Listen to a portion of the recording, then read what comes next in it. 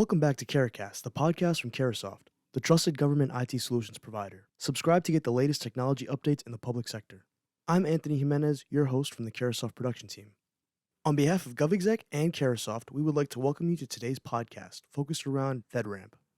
This session myth-busts the process to outline the best practices agencies and industry partners can follow, provide tangible solutions to the more complicated elements of FedRAMP authorization, and mitigate roadblocks and collaboration opportunities. The topic today is unpacking sponsorships, specifically working with agencies on sponsoring FedRAMP authorizations. And I'm very happy to have this group of panelists here today. We have Matt Topper, who is President and Solutions Catalyst for Uber Ether. Sitting in the middle, we have Karen Lawton, who is with Coalfire as Executive Vice President. And then Martin Rieger, Chief Solutions Officer of Stack Armor, here immediately to my left. And thanks all three of you to being here today.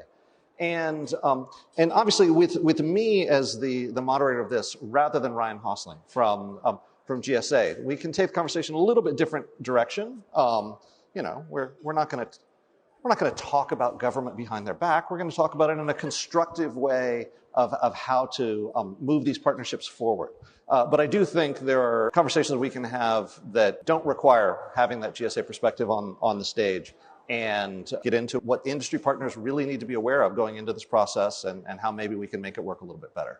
So let's start with just a little bit about your roles. If you can talk just about your role specifically and what role your organization plays in moving FedRAMP authorizations forward. And Matt, maybe we'll start with you on that. Sure. So we're both a cloud service provider as well as a ATO accelerator platform. So we took the hard path of going through the DISA IL5 process first, which Ryan just told me last week, only 5% of all ATOs have taken that terrible first path. And so my role as president of the company, we have an identity and access management platform that brings together a lot of the zero trust concepts, but then also helps vendors get their products to FedRAMP faster, right? You all are very good at building your own software and delivering your core features and capabilities, but you don't know how to build those federal boundaries and how to actually get your software running within those buckets. And we help you accelerate that and then continue to operate that for you long term. Great, thank you. And Karen, Coalfire occupies a very different part of that ecosystem. Talk a little bit about that. Well, it's not so different. We are probably most well known for being a third-party assessment organization, but we also have the part of the organization that I oversee, which is our advisory practice. And so we really help try to also accelerate the path to authorization through. So I oversee our compliance advisory team, who helps with the laborious process of all of the documentation that goes along with FedRAMP, as well as, we've got our engineering team who helps build out FedRAMP and DoD compliant environments. And then we have a managed services team who then manages that environment. As you know, there's many continuous monitoring requirements that come along with FedRAMP. So the fun doesn't stop after authorization. It continues on forever and ever in perpetuity.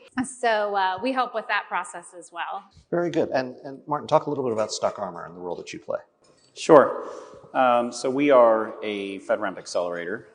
We have a package solution that includes all of the architecture and engineering necessary to take commercial cloud service providers through the process.